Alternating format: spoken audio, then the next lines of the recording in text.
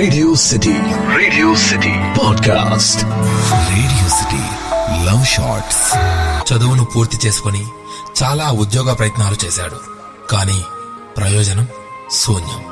రేయ్, ఎదురింటిలో నవీన్ చూడరా, 20,000 జీతం, నీతో పాటే చదువుకున్నాడు కదా, మరి నీకెందుకు రావడం లేదు అని దెప్పి పొడుస్తున్న తండ్రి వైపుకు గుర్రున చూస్తూ, నానా, ఎవరి టాలెంట్ వాళ్ళది, వాడు వాళ్ళ బావ రికమెండేషన్ తో జాబ్ సంపాదించుకున్నాడు, నేను కూడా ప్రయత్నం చేస్తున్నాను, త్వరలోనే మంచి ఉద్యోగం సంపాదించి చూపిస్తాను అని మరో మాట మాట్లాడకుండా వెళ్లిపోయాడు శంకర్.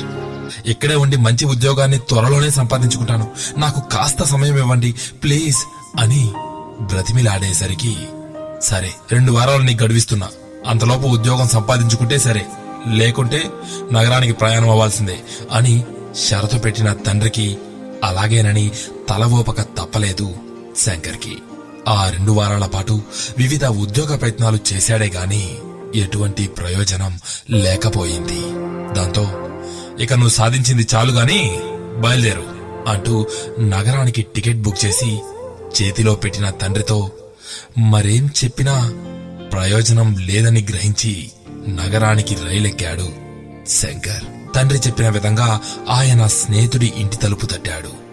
శంకర్ని చూస్తూనే సంతోషంగా ఆహ్వానించిన అతను కుశల ప్రశ్నల తరువాత తనకు ఉన్న పరిచయస్తులకు ఫోన్ చేసి శంకర్కు ఉన్న విద్యార్హతలను వారికి వివరించి ఉద్యోగ అవకాశాలు ఉన్నాయేమో అని వాకబు చేశారు.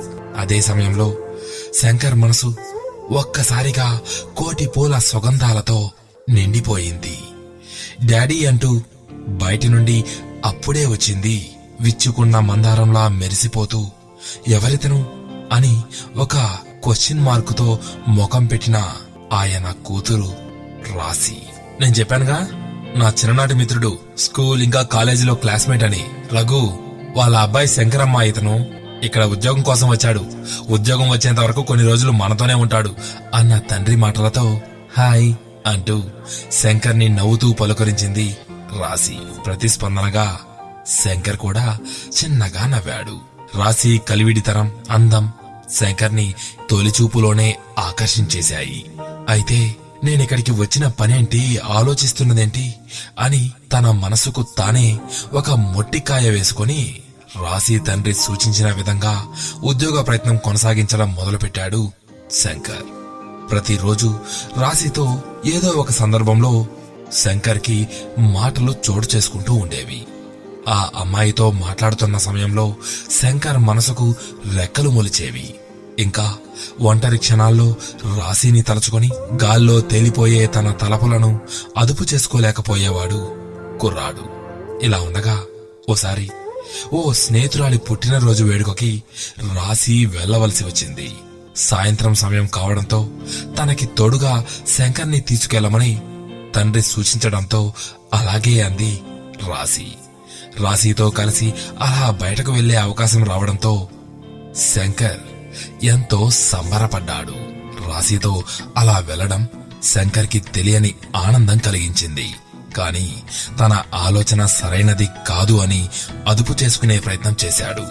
వేడుకలో శంకర్ని తమ బంధువు అంటూ స్నేహితులందరికీ రాశి పరిచయం చేస్తూ ఉంటే తన పట్ల రాశికి ఎంత అభిమానం ఉందో అర్థమయ్యింది అతనికి.